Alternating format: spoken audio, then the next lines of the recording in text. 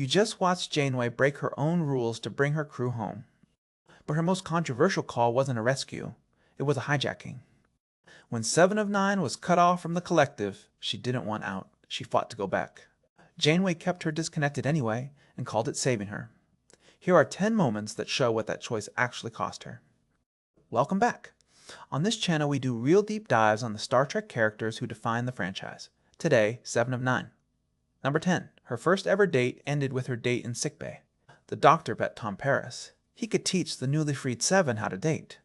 She picked a lieutenant off the crew manifest for a holodeck dinner.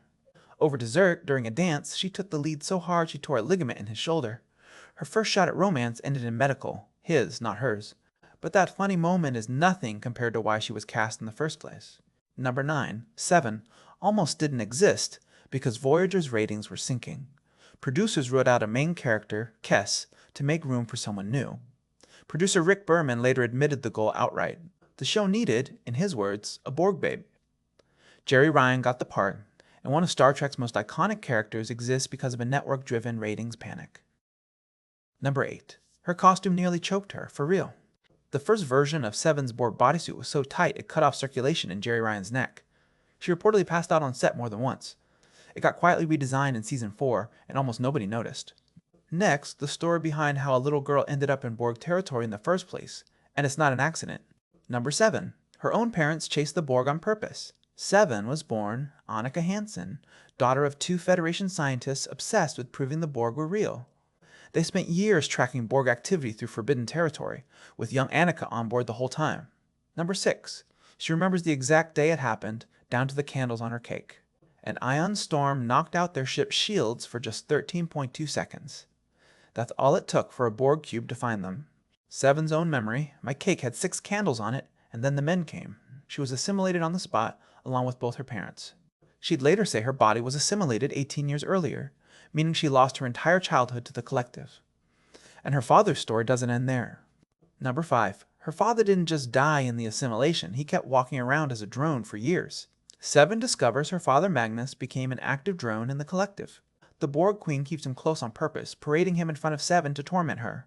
Her mother's fate? Never shown, never resolved. The show just lets that wound stay open. The Borg didn't just take 7's family. They kept her father as a prop to break her with. Up next, the secret 7 didn't even know she was keeping from herself. Number 4.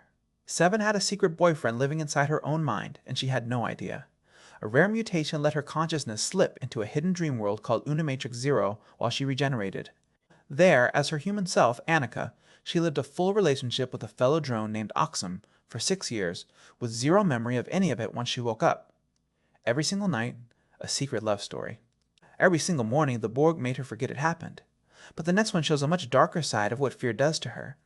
Number 3. 7 did something to her own kind that the Borg never even had to force. She runs into 3 former drones from her own Unimatrix, hiding out and slowly becoming individuals again. Instead of helping them, 7, terrified of losing the collective, forcibly re-injects all 3 with nanoprobes to drag them back into compliance. Years later, when they're finally freed for good, the procedure leaves them with about a month left to live. This isn't the Borg being monstrous to 7. This is 7 doing it to 3 other people.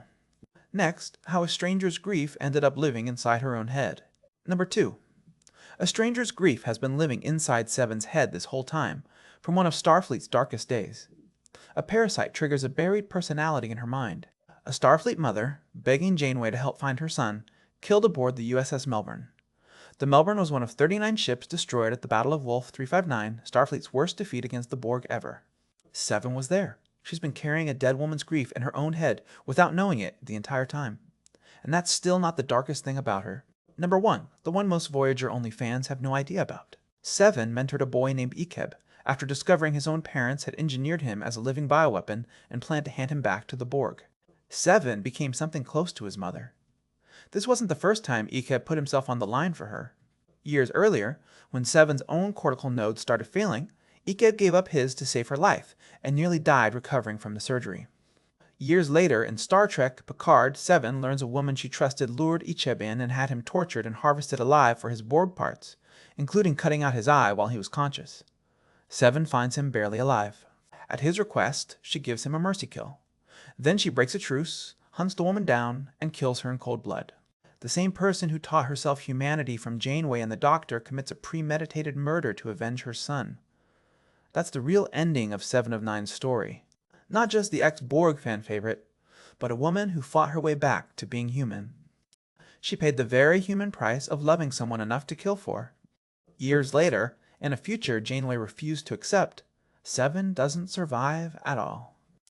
That loss is part of why Janeway broke her own rules to change the timeline. If you want more Star Trek deep dives, subscribe to the channel. Drop a comment on who you want covered next. I'll see you in the next one.